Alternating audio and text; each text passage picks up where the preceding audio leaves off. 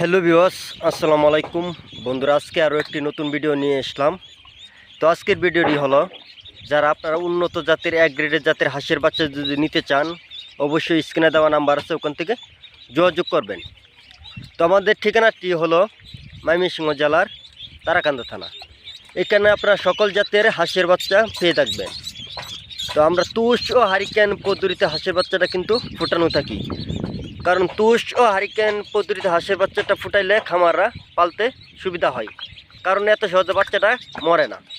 তো আপনারা যদি বাচ্চা নিতে চান, অবশ্যই স্ক্রিনে দেওয়া নাম্বার আছে, ওখান থেকে যোগাযোগ করবেন। আরও বিস্তারিত আপনার ফোনে বলে দেব।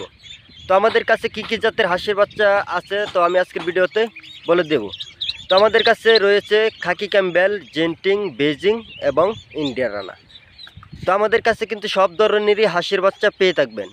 তো আপনারা যদি ডিমের জন্য খামার করেন, অবশ্যই ব্ল্যাকহুল অথবা খাকি ক্যাম্বেল অথবা জেন্টিং হাঁস খামার করতে পারেন, কারণ এটি ডিমের জন্য অনেক ভালো। তো আপনারা যদি ব্ল্যাকহুল বাচ্চা নিতে চান, অবশ্যই আমাদের কাছ থেকে নিতে পারবেন।